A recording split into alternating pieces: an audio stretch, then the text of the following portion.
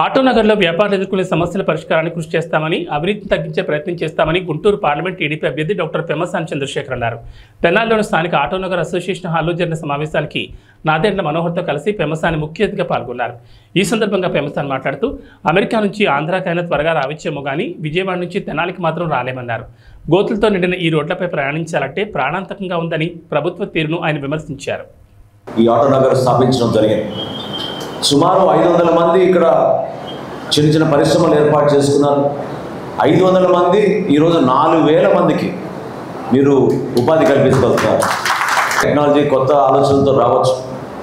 నేను ఆ రోజున రాష్ట్ర విభజన జరగబోతే భారతదేశంలో మొట్టమొదటి ఆటోనగర్ ఉచితంగా విద్యుత్ ఇవ్వాలనేది తెనాలి ఆటోనగర్గా మార్చేవాళ్ళం. ఆ రోజున సోలార్ ఎనర్జీ జనరేట్ చేసి మీ అందరికీ కూడా ఉచితంగా మీకు పవర్ సప్లై చేసేటట్టు ఒక ప్రణాళిక సిద్ధం చేసి దానికి అన్ని విధాలుగా ప్రభుత్వం నుంచి శాంక్షన్స్ కూడా తీసుకొచ్చాను ఆ రోజున. కానీ అన్ఫార్చునేట్ అది మనకి ఆ రోజున రాష్ట్ర విభజన జరిగింది, సమయం సరిపోలేదు. దాని తర్వాత అది కొనసాగించలేకపోయారు. అదేవిధంగా ఇక్కడ లారీ ఓనర్స్ అసోసియేషన్ కూడా ఇక్కడ ఒక స్టాండ్ ఏర్పాటు చేసుకుని వాళ్ళు కూడా చాలామందికి ఒక ఉపాధి కల్పించేటట్టు ఒక అసోసియేషన్ ఫామ్ అయ్యే వాళ్ళు కూడా నిలబడ్డారు. విశాఖపట్నం పోర్టు రాబోయే రోజుల్లో తప్పకుండా మనం నిర్మాణం చేసుకుంటాం.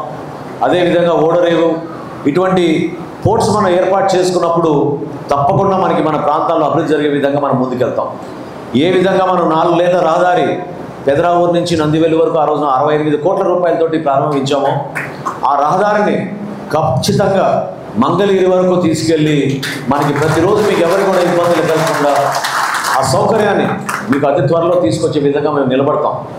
ఇందాక నేను అన్నట్టు 500 యూనిట్లు ఉన్నాయి ఇక్కడ, కానీ 4000 మంది మీ దగ్గర పనిచేస్తున్నారు. 4000 మంది వాళ్ళ ఇళ్లలో కూడా పాపం వాళ్ళ కుటుంబ సభ్యుల్ని కాపాడుకొని చదివించుకొని ఒక భవిష్యత్తు కోసం ఎదురు చూస్తున్నారు.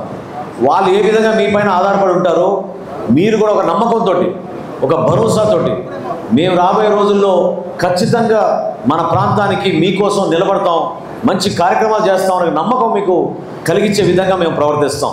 దానికోసం మేము కట్టుబడి ఉన్నాం. ఈరోజు పదవుల కోసం కాదు, సీట్ల కోసం కాదు, ఎవరెంత మెజారిటీతో గెలుస్తారని కాదు, నిజాయితీగా పనిచేసి చేసిన పనులు మీరు అందరూ చూశారు. గతంలో ఏ విధంగా చేశామో చేయాల్సిన పనులు కూడా తప్పకుండా మీకు ఒక ఉన్నత ఆలోచనతోటి నిజాయితీగా పనిచేసి తప్పకుండా మేము అభివృద్ధి కార్యక్రమాలు చేస్తాం. ఆ నమ్మకం మీరు దయచేసి మా మీద పెట్టుకోండి. దానికోసం మేము మీ ముందు ఉన్నామని ఈ సందర్భంగా తెలుపుకుంటూ, అవినీతిని తగ్గించే మార్గం ఒకటి తప్పనిసరిగా ఒకటి చేస్తాం మేము. రెండోది, ఇది డెవలప్ చేయాలంటే స్కిల్ డెవలప్మెంట్. మీరు అన్నట్టు ఆటో ఇండస్ట్రీస్ అన్నీ ఫాస్ట్గా ఎవాల్వ్ అవుతున్నాయి, టెక్నాలజీ మారిపోతూ ఉంది. పవన్ కళ్యాణ్ గారు, మనోహర్ గారు చెప్పినట్టు దీంట్లో ఏదన్నా మేము చేయగలిగితే మీరు రిక్వెస్ట్లు పెట్టాలండి. ఏదన్నా స్పెసిఫిక్ స్కిల్ డెవలప్మెంట్ అవసరమైతే హైదరాబాద్ కాకపోతే ఢిల్లీ కాకపోతే అమెరికా, ఎక్కడి నుంచి అయినా సరే మీకు ఉపయోగపడుతుందంటే వాళ్ళని తీసుకొచ్చి చేపించే బాధ్యత కూడా నేను తీసుకుంటాను. Skill development. మూడోది, మైక్రో లోన్స్ కానీ, అంటే స్మాల్ స్కేల్ ఇండస్ట్రీస్ ఇంప్రూవ్ చేయాలంటే సెంట్రల్ గవర్నమెంట్లో చాలా టైప్స్ ఆఫ్ లోన్స్ ఉన్నాయి. మీకు ఏదన్నా అట్లాంటివి ఏమన్నా ఉంటే నా దగ్గరికి తీసుకురండి. ఎలక్షన్ అయిపోయిన తర్వాత వాటిని కూడా డిస్కస్ చేసి ఏమైనా చేయగలిగే విధంగా ఉంటే బోత్ బిజినెస్ పరంగా కానీ ఫైనాన్షియల్ పరంగా కానీ హెల్ప్ చేసే సిస్టమ్ ఒకటి తీసుకొస్తాం.